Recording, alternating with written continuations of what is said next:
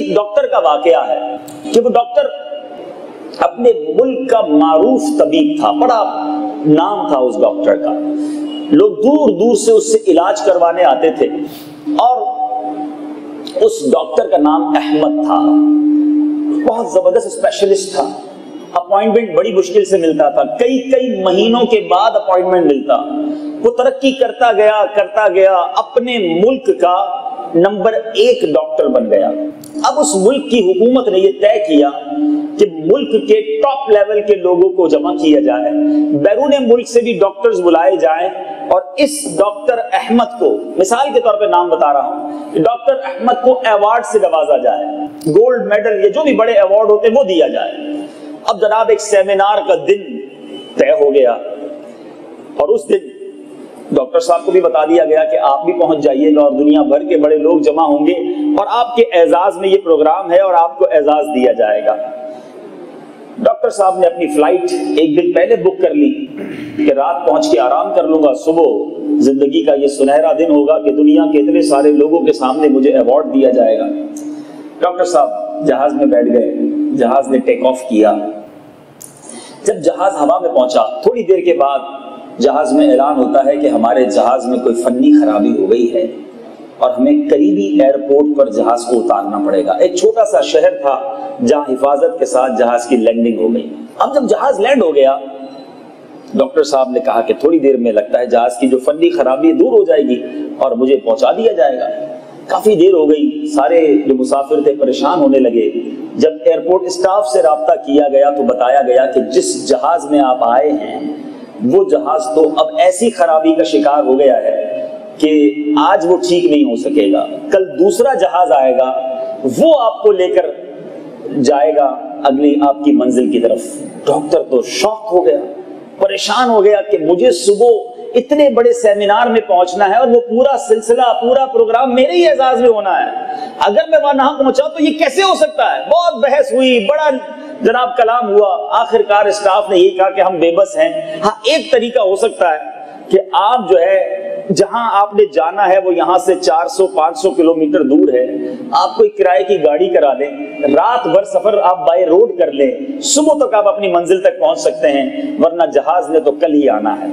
اب مرتا کیا نہ کرتا، ڈاکٹر نے ایک گاڑی بک کروائی اور اپنی منزل کی طرف روانہ ہو گیا، کیونکہ پہنچنا بہت ضروری تھا، اس زندگی کا سب سے اہم سلسلہ تھا۔ اب جیسے ہی گاڑی میں آگے بڑھتا ہے، آدھا گھنٹہ ڈرائیونگ کے بعد شدید بارش شروع ہو جاتی ہے، موسم بگڑتا ہے اور بارش، طوفانی بارش۔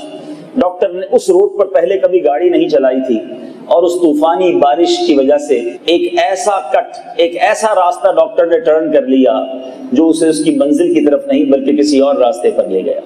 چلتا رہا، کچھ دیر بعد، 1-8 گھنٹے بعد اسے یاد آیا کہ مجھے ایسا لگتا ہے یہ وہ ہائی وے نہیں جس پر مجھے جانا ہے۔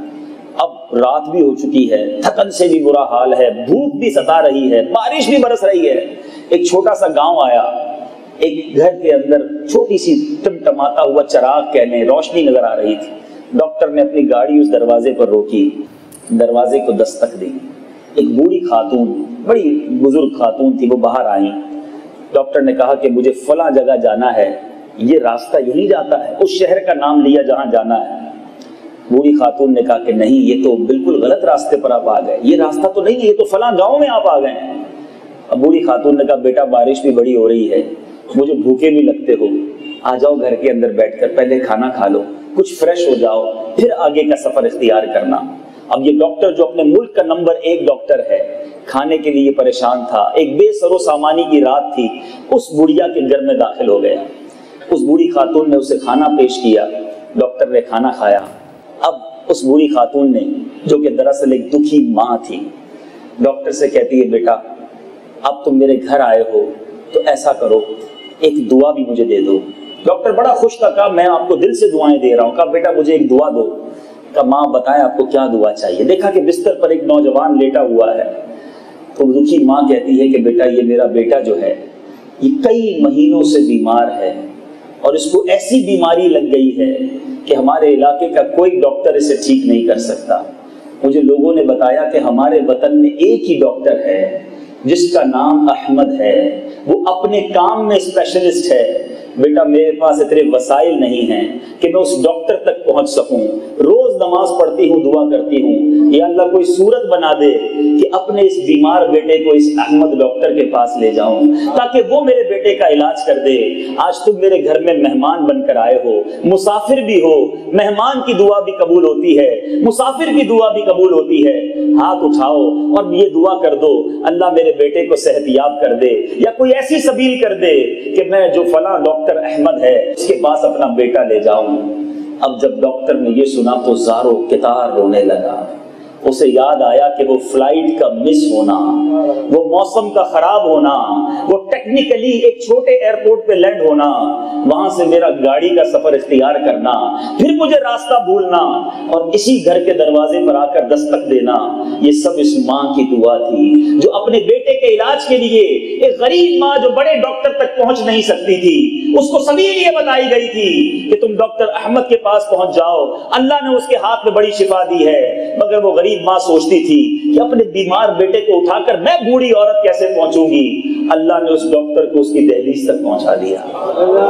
ڈاکٹر کہتا ہے اے ماں میں ہی ڈاکٹر احمد ہوں اور آج مجھے پتا چل گیا ہے کہ میں کیوں یہاں تک پہنچا ہوں، اب میں وعدہ کرتا ہوں کہ آپ کے بیٹے کا دل و جان کے ساتھ علاج کروں گا، یہ میرے رب نے سبیل بنائی ہے کہ میں آپ کے دروازے تک پہنچا ہوں۔ میٹھے میٹھے اسلامی بھائی، بظاہر تو یہ ایک سٹوری میں نے کتاب میں پڑھی، لیکن آپ غور کیجئے سبق کیسا ہے اس میں۔